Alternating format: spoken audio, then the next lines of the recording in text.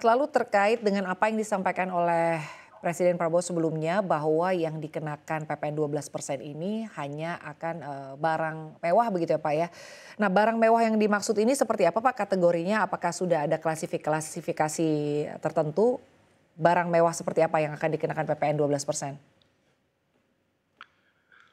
Terima kasih Mbak Sinta. Jadi Kementerian Keuangan saat ini sedang membahas kriteria-kriteria tersebut terkait dengan batasan dari barang dan jasa yang mungkin nanti akan kita kategorikan sebagai barang mewah atau premium. Tentu saja ini nanti akan berdasarkan kelompok harga, klasifikasinya, sehingga hanya dikenakan kepada kelompok masyarakat yang sangat mampu berdasarkan harga-harga yang mungkin harus dibayar terhadap barang atau jasa tersebut. Nah, dengan demikian nanti akan kita umumkan juga secara resmi, tapi saat ini masih dalam pembahasan, sehingga nanti kalau sudah ada terkait dengan kategori ini akan kita umumkan. Sementara itu atas seluruh barang kebutuhan pokok dan jasa kesehatan, pendidikan, sampai dengan nanti pada saat 1 Januari 2025 akan tetap bebas PPN sampai diterbitkannya peraturan terkait. Jadi kita akan masih lihat dan kita sudah membicarakan ini dengan pihak-pihak terkait, contohnya dengan Kementerian Pendidikan, Kementerian Kesehatan, bahkan pihak asosiasi dan lembaga-lembaga lainnya yang terkait, sehingga kita mengumpulkan banyak masukan dan juga mendengarkan aspirasi masyarakat, sehingga nanti diharapkan apa yang nanti dikeluarkan kebijakannya adalah yang terbaik bagi kita semua. Baik, artinya terkait dengan barang mewah yang akan dikenakan pajak 12% sampai dengan saat ini rinciannya belum ditetapkan, artinya begitu Pak Frans? Ya, belum Mbak Sinta, masih dalam pembahasan. Baik, lalu selanjutnya Pak terkait dengan barang mewah seperti misalnya mobil, itu kan sudah dikenai pajak PPN BM ya Pak. Bagaimana lagi dengan PPN ini terkaitannya? Untuk yang selama ini sudah dikenakan PPNBM tetap dikenakan PPNBM seperti biasa dan tidak ada perubahan. Dan nanti kalau misalnya katakanlah ada penambahan yang tadinya tidak dikenakan PPNBM akan dikenakan PPNBM, maka akan kita umumkan sesuai dengan kesepakatan dan juga policy yang ini akan diberikan oleh Kementerian Keuangan kepada masyarakat. Demikian Mbak Sinta. Baik Pak Frans, pajak 12% untuk barang mewah ini kan akan dikenakan per 1 Januari Pak 2025. Tadi Anda menyampaikan bahwa sampai dengan saat ini masih dalam pembahasan begitu ya Pak kriteria dan juga rincian barang mewah mana saja yang akan dikenakan 12%. Artinya untuk pengumuman rincian kategori barang mewah ini akan diumumkan sebelum tanggal 1 Januari atau seperti apa Pak Frans?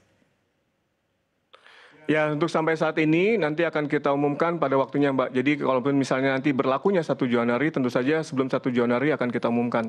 Namun bisa saja nanti ada pengumuman-pengumuman yang lain yang terkait dengan hal ini. Dan saat ini masih dalam pembahasan sehingga kita akan perdalam lagi seperti apa yang waktu atau momentum yang nanti akan dikeluarkan oleh pemerintah.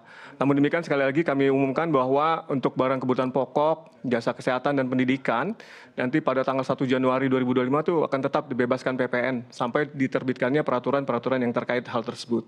Baik Pak Frans. Mbak Sinta. Lalu selanjutnya terkait dengan perhitungan yang simpang siur nih Pak, bahwa PPN 12% ini adalah kenaikan beban pajaknya 9% bukan 1%. Ini sebetulnya seperti apa Pak? Mungkin boleh dijelaskan?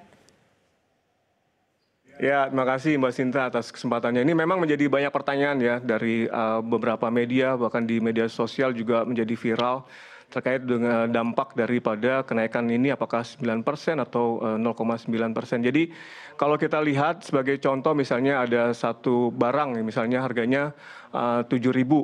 Dengan pengenaan PPN 11%, dia akan kena 770. Sehingga total yang dibayar adalah 7.770.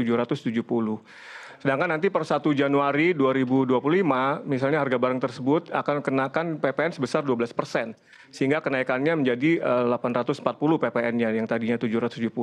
Nah ini kalau kita kenaikan harga ini pada konsumen ini, kalau misalnya kita hitung, misalnya dari 7.840 dikurang 7.770, kemudian dibagi dengan 7.770 dikali 100%, itu adalah 0,9% Mbak Sinta. Jadi mungkin yang selama ini penghitungannya kenapa jadi 9%, karena yang dihitung hanya pajaknya saja. Jadi pajak yang awalnya mungkin 770 menjadi 840, itu dikurangkan kemudian dibagi 770, sedangkan harga barangnya tidak dikenakan, tidak diikutkan, sehingga pengalinya menjadi 9%. Padahal harusnya semua diikutkan, sehingga kenaikannya itu sebenarnya hanya 0,9%. Dan ini sudah kita perhitungkan dan sudah kita sosialisasikan juga kepada pihak pihak terkait dan juga kepada masyarakat. Jadi kenaikan PPN 11% menjadi 12% itu menyebabkan tambahan harga sebesar 0,9% bagi konsumen akhir.